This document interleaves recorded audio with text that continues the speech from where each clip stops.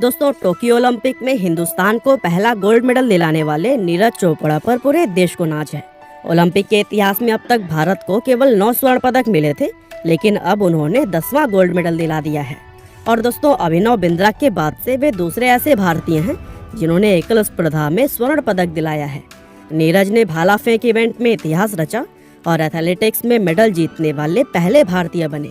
अब दोस्तों, वैसे तो देश में क्रिकेटर्स के अलावा अन्य खिलाड़ियों को उतनी पहचान नहीं मिलती जितनी की मिलनी चाहिए, लेकिन नीरज चोपड़ा केवल 23 साल की उम्र में ही इतिहास रचकर सभी युवाओं के लिए प्रेरणा बन गए हैं।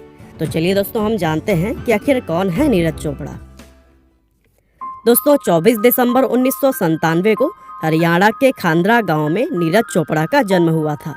नीरज चोपड़ा गरीब किसान परिवार से आते हैं और 11 साल की उम्र में ही नीरज मोटापे का शिकार हो गए थे। उनका वजन बढ़ता हुआ देख घर वालों ने मोटापे को कम करने के लिए नीरज को खेल कूद का सहारा लेने की सलाह दी, जिसके बाद से वो वजन कम करने के लिए पानीपत के शिवाजी स्टेडियम में जाने लगे। और दोस्तों, एक आम भारतीय लड़के की तरह ही उनकी पहली पसंद भी क्रिकेट हुआ करती थी, लेकिन स्टेडियम में जेवलिंग थ्रो की प्रैक्टिस करने वाले खिलाड़ियों को देखकर उनके मन में आया कि मैं तो इसको और भी ज्यादा दूर फेंक सकता हूँ। और दोस्तों, यहीं से नीरज चोपड़ा के मन से क्रिकेट आउट हो गया और जेवलिन थ्रो ने एंट्री ली। और फिर सबसे पहले 2012 में एथलेटिक्स चैंपियंस में स्वर्ण पदक जीतने के बाद से नीरज ने 2016 में पोलैंड में हुए IAAF वर्ल्ड अंडर 20 चैंपियनशिप में 86.48 मीटर दूर भाला फेंककर गोल्ड मेडल जीता था। और इसी उपलब्धि की वजह से ही उन्हें जूनियर कमीशन्ड ऑफिसर के तौर पर नियुक्ति मिल गई थी। अब आर्मी से जॉब मिलने के बाद से नीरज ने एक इंटरव्यू में कहा था कि मेरे पिता एक किसान हैं और माँ एक हाउसवाइफ, और मैं एक ज्वाइंट फैमिली में रहता हूँ और मेरे परिवार में किसी की भी सरकारी नौकरी नहीं है, इसीलिए सब मेरे लिए खुश हैं। उन्होंने कहा था कि अब मैं अपनी ट्रेनिंग जारी रखने के साथ साथ अपने परिवार की आर्थिक मदद भी कर सकता हूँ।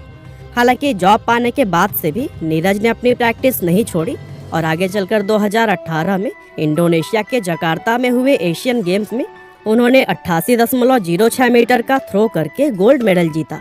लेकिन दोस्तों, 2018 में ही एशियन गेम्स और कॉमनवेल्थ गेम्स में शानदार परफॉर्मेंस के बाद से नीरज कंधे की चोट के शिकार हो गए और इस वजह से वो काफी वक्त तक खेल से दूर रहे थे।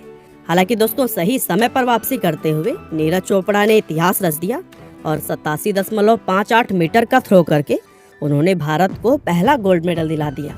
और दोस्तों, इस तरह से गरीब किसान परिवार में जन्मे नीरज चोपड़ा आज हम सभी के लिए एक इंस्पिरेशन बन चुके हैं।